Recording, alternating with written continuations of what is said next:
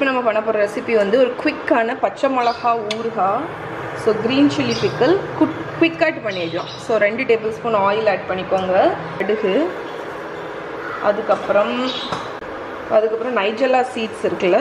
So இது ராஜஸ்தானி ஒரு important spice, அது கொஞ்சம். அதுக்கப்புறம் சோம்பு, காயப்பொடி ஆட் பண்ணிக்கிறேன், பெருங்காயத்தூள். இல்லை பச்சை மிளகா ஒரு 10 பச்சை மிளகா 1/2 கப் போல் கட் பண்ணி வச்சுருக்கேன். இந்த பச்சை மிளகாவை ஆட் பண்ணிக்கோங்க. ஸோ சால்ட்டு கொஞ்சம், அப்புறம் மஞ்சள் பொடி. ஸோ இந்த பச்சை மிளகாவை நம்ம அந்த ஆயிலில் வந்து ஒரு 2 மினிட்ஸ் நல்லா சாட்டே பண்ணிடுங்க. மூடி போட்டு ஒரு 2 மினிட்ஸ் குக் ஆகட்டும். ஸோ இப்போ ஒரு 2 மினிட்ஸ் ஆகிருக்கு. நம்ம பச்சை மிளகா வந்து குக் ஆகிருக்கும். ஸோ குக் ஆகலைன்னா கூட கொஞ்சம் நேரம் குக் பண்ணுங்கள். இப்போ பச்சை மிளகா டக்குன்னு வந்துடும். ஸோ இங்கே பாருங்கள், நம்மளோட பிக்கிள் ரெடி ஆகிடுச்சு. இப்போ நான் அடுப்பை ஆஃப் பண்ண போகிறேன். அதுக்கடையில் கொஞ்சம் லெமன் ஜூஸ் இல்லைன்னா வினிகர் ஆட் பண்ணிக்கோங்க. ஸோ என்கிட்ட இன்றைக்கி லெமன் ஜூஸ் இல்லை, அதனால நான் கொஞ்சம் வினிகர் ஆட் பண்ணிக்கிறேன். க்ரீன் சில்லி பிக்கிள் ரெடி ஆகிடுச்சு.